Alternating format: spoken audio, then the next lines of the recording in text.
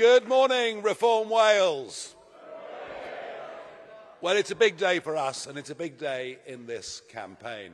But before I talk about Wales, before I talk about Dan Thomas, before I talk about our manifesto, I think I might just spend a couple of minutes on international affairs and the current standing of the United Kingdom in the world and its Prime Minister, Sir Keir Starmer. I generally am somebody who is very, very deeply nervous of getting involved in foreign wars. The worry, of course, always is, what is the end game? What is the getting out strategy? And we've had far too much of that over the course of the last quarter of a century. But there is something fundamentally different when it comes to Iran.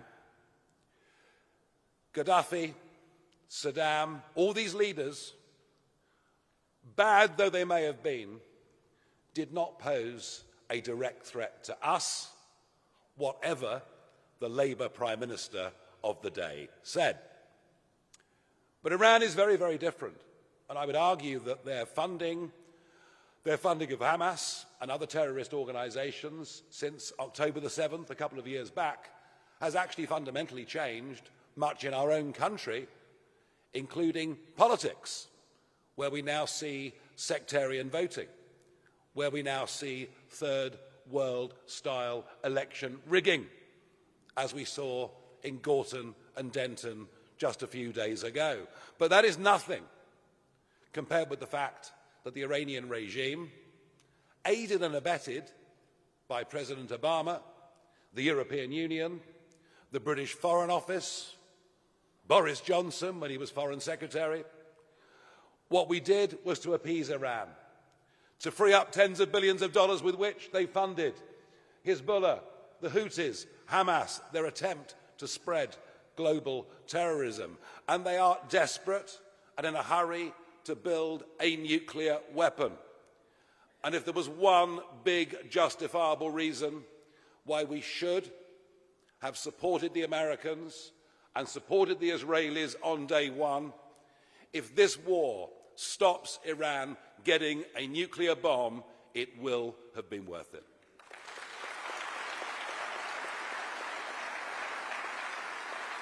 But what did our Prime Minister do? He said to the Americans, you cannot use military bases in the United Kingdom and you can't use Diego Garcia. It's funny, isn't it? All roads lead back to that dreadful Chagos deal. And then the Americans and Israelis did what they did. And then he said, not me, Gov. We're not involved.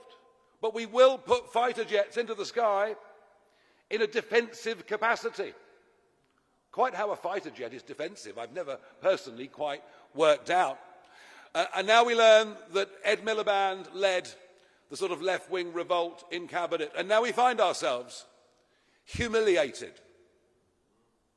What was for centuries the greatest naval nation on earth is now unable for up to a fortnight to send a Type 45 to Cyprus to defend, and remember this, British sovereign territory. British sovereign territory, with hundreds and hundreds of British people there working and their families. So we've managed to upset the Cypriots. We've managed to upset the Americans. We've managed to upset the UAE, Bahrain, and all the other Gulf states that are on our side. And now, even Spain, who said they'd have nothing to do with any of it, have this morning sent a destroyer to help defend Cyprus and help defend our base. So we're being defended by the Spanish, defended by the French, defended by the Greeks, and incapable of defending ourselves. Yes, I know that the last British government ran down our armed forces in a virtually criminal way. But it didn't take a rocket scientist to work out that America was going to attack Iran. It's been flagged for weeks. And yet we have a Prime Minister incapable of making a decision, dithering, pathetic in his response almost to everything. And I'm guessing it's because Morgan McSweeney has gone. You see, Morgan McSweeney would give our Prime Minister, McSweeney would give him a sheet of paper and he'd stand up at a press conference or at the Commons and just read it out. With McSweeney gone, we see the naked truth, that our Prime Minister is a follower and not a leader, that he and our reputation on the world stage is frankly going down the drain, and the sooner they're gone and out of office, the better it'll be for everybody.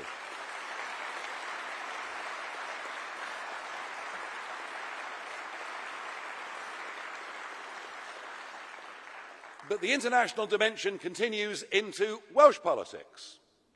Now, it is true that a former senior figure, albeit very briefly in the party from Reform Wales, did take foreign money, and he's in prison, as he should be. As he should be. But from Labour, we have had the moral high ground. Oh, yes. Don't vote for reform. They could be in the pay of a foreign government. And yesterday we learned that David Taylor, married to a Labour MP. Matthew Applin, who used to work for Labour in the Senate, and Stephen Jones, special advisor formerly to Labour First Minister Carwyn Jones and worked under Tony Blair in Westminster, have all been arrested on suspicion of spying for the Chinese Communist Party. The corruption within Labour from the Chinese Communist Party runs deep, so we will not hear in this campaign another word of condemnation or criticism from the hypocrites in the Welsh Labour Party.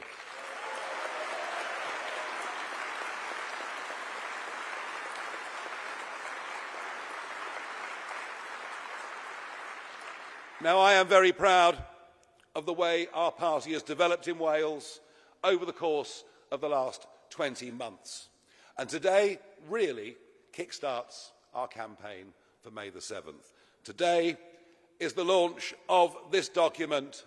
It's our Welsh manifesto for May the 7th, and I commend it to all of you. Now,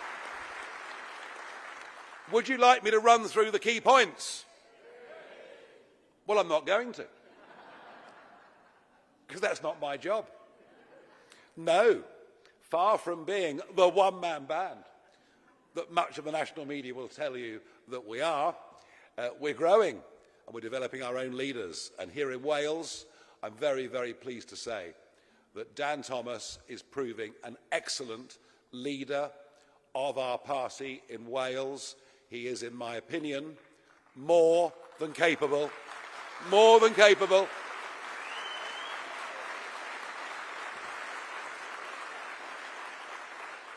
He is more than capable, certainly far more capable than many First Ministers that you've had in Wales over the last 26 years of failure. And this document, this is not just the document of a party looking to make a splash. Not just the document of a party looking to get a handful of people elected. Oh, sorry, darling, you having a rough morning? Did you get out the wrong side of the bed?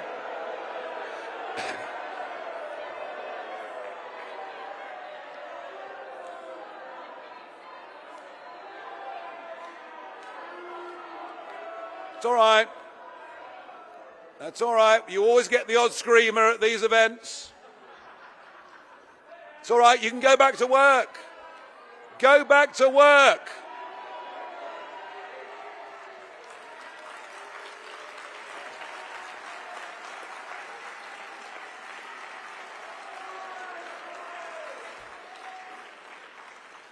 Well, I did say to her, go back to work, but of course, she hasn't got a job, has she?